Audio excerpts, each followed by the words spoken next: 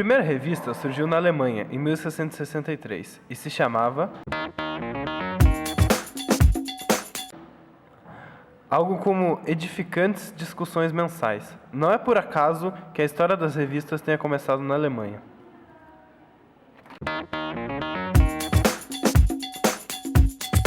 Foi lá que, 200 anos antes dessa publicação pioneira, o artesão Johannes Gutenberg desenvolveu a impressão com tipos móveis.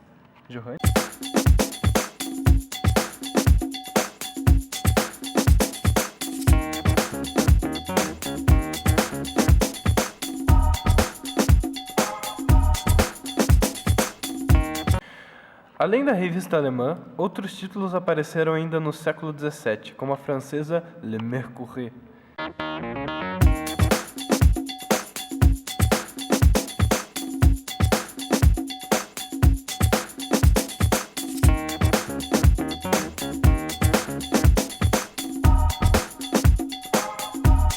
E a inglesa The Athenian Gazette. As revistas abordavam assuntos específicos e pareciam mais coletâneas de textos com caráter puramente didático. No início do século XIX, começaram a ganhar espaço títulos sobre interesses gerais, que tratavam de entretenimento às questões da vida familiar. É nesse período também que surge a primeira revista feita no Brasil, As Variedades ou Ensaios de Literatura, criada em 1818, em Salvador. Poucas décadas depois, em 1839, nasceria a revista do Instituto Histórico e Geográfico Brasileiro. Incentivando discussões culturais e científicas, ela é a revista mais antiga ainda em circulação no nosso país.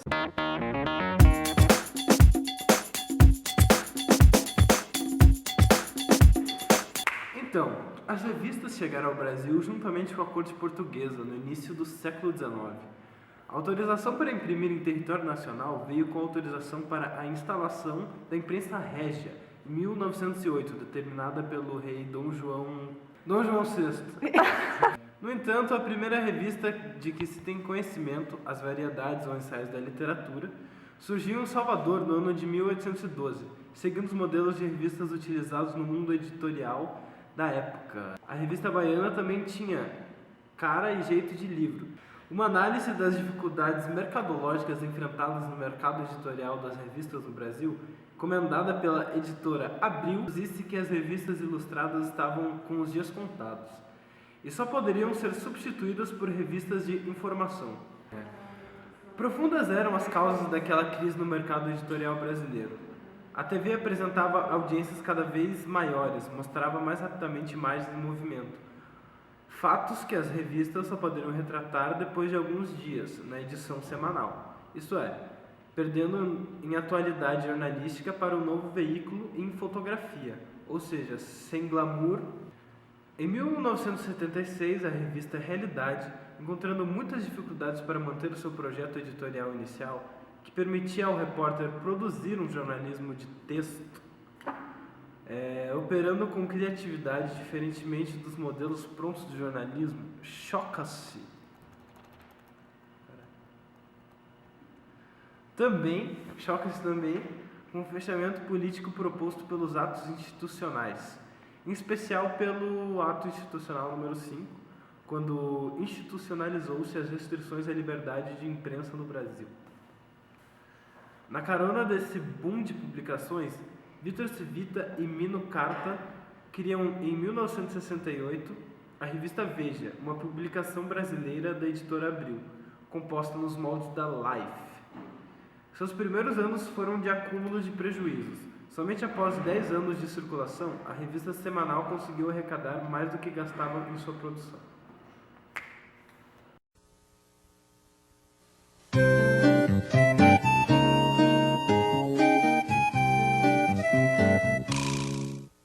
Folhear uma revista é um hábito que faz parte da nossa cultura há quase 200 anos, quando os primeiros exemplares começam a ser publicados no Brasil.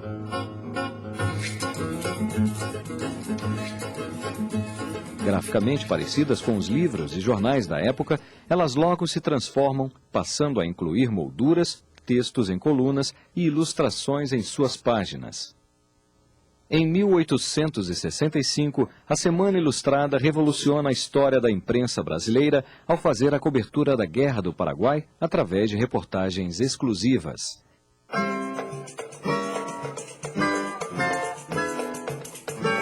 De um lado, informação, do outro, entretenimento. Nhoquim, a primeira história em quadrinhos brasileira, aparece em 1869 nas páginas de A Vida Fluminense. Ângelo Agostini, seu criador, seria ainda responsável pelos melhores momentos da revista Ilustrada, a primeira grande revista satírica nacional. No começo do século XX, a fotografia já é uma realidade gráfica. A revista da semana retrata literalmente os costumes e a história do Brasil, consolidando a prática do fotojornalismo.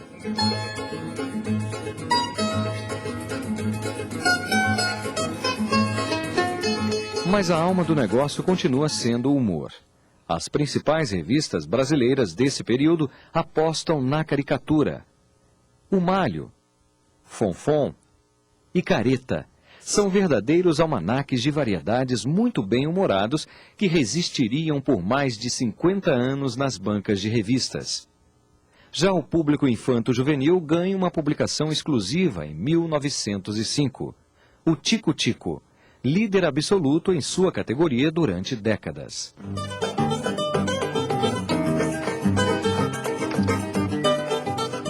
O que os olhos veem, o coração às vezes não sente. As capas são um capítulo à parte nessa história. Desenhadas por grandes caricaturistas e ilustradores, elas passam a ter uma importância fundamental para a publicidade das revistas, ainda que, na maioria das vezes, não tivessem nada a ver com o conteúdo das matérias.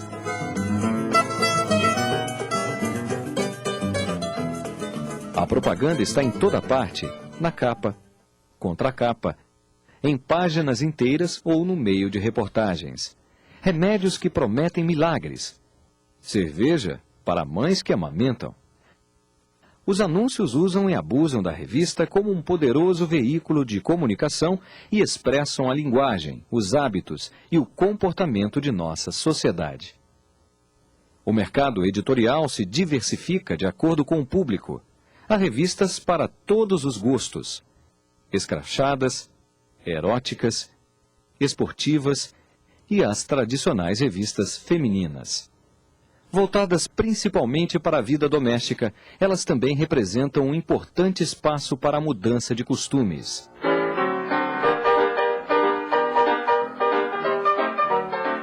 E a cena muda.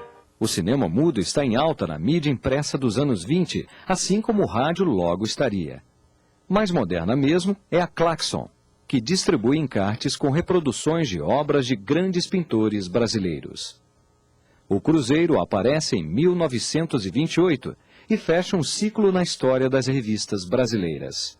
Com uma programação visual mais arrojada, privilegiando a fotografia e reportagens mais objetivas, ela logo dominaria o mercado editorial, tornando-se referência gráfica e literária de um enorme pedaço de nossa história.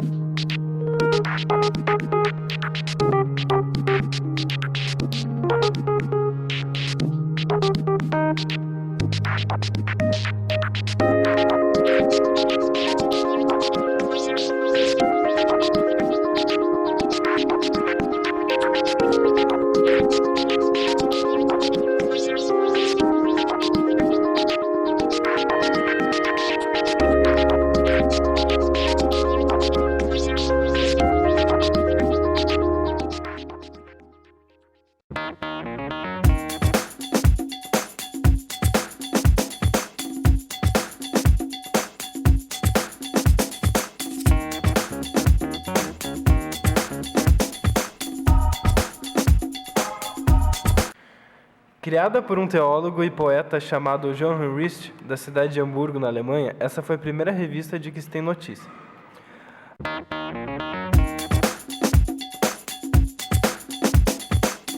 O jornalista inglês John Dunton foi responsável por essa pioneira revista feminina, um segmento que faria grande sucesso. Publicada na Inglaterra por Edward Cave, é considerada a primeira revista moderna. A maior parte de suas páginas era dedicada ao entretenimento, incluindo ensaios, textos de ficção e poemas. Mas havia ainda comentários políticos e críticas. Foi a primeira vez que a palavra magazine foi usada para esse tipo de publicação. O inglês Herbert Ingram acreditava que revistas ilustradas seriam um sucesso comercial. Sua publicação semanal, The Illustrated London News, provou que ele estava certo. Ela foi a primeira revista a utilizar gravuras para acompanhar o texto dos artigos. A inovação inspirou outras revistas ilustradas na época.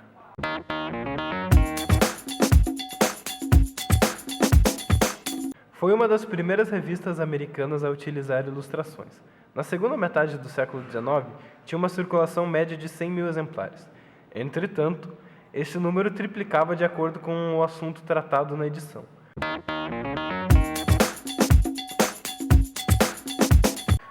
Publicada até hoje, é uma das revistas científicas mais importantes do mundo, financiando expedições e explorações. Foi uma das primeiras a publicar fotos coloridas, além de ser pioneira em vários tipos de imagens. Inicialmente, essa revista americana, fundada por um editor aristocrata chamado Arthur Turner, era dedicada aos luxuosos e prazeres da vida. Além das reportagens sobre moda, é claro. O público-alvo da Vogue era a rica elite da cidade de Nova York, do final do século XIX. Sua reputação como Bíblia da moda se mantém até hoje. Uma das revistas mais importantes do Brasil. Foi fundada pelo jornalista Assis Chateaubriand. O primeiro número da Cruzeiro teve tiragem de 50 mil exemplares, trazendo contos e principalmente grandes reportagens ilustradas com desenhos e fotografias.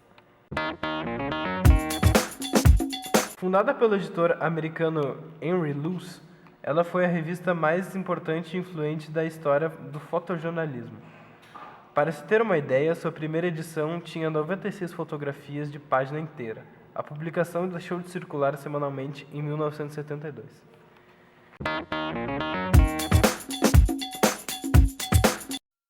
Heard about the internet? Google? Facebook? YouTube? Twitter? It's all anybody does these days. Sit around and surf the web. That's it. And that the internet's gonna kill movies and books and theater and television. And it'll kill magazines too. Guaranteed.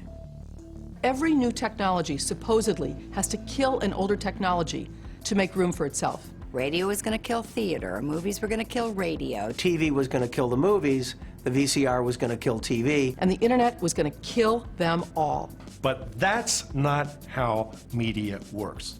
What actually happens is that people find room in their lives for the new medium alongside the media they already love. As long as those media continue to evolve and provide an irreplaceable value. The bloggers and the pundits, of course, don't see it that way. They continue to predict the death of the magazine and any other media to anyone who will listen. But the rumors of our death are, as an old magazine guy once said, greatly exaggerated. Merely myths. That's why some of us in the magazine business, a fairly competitive bunch, Decided to join forces and do something about that.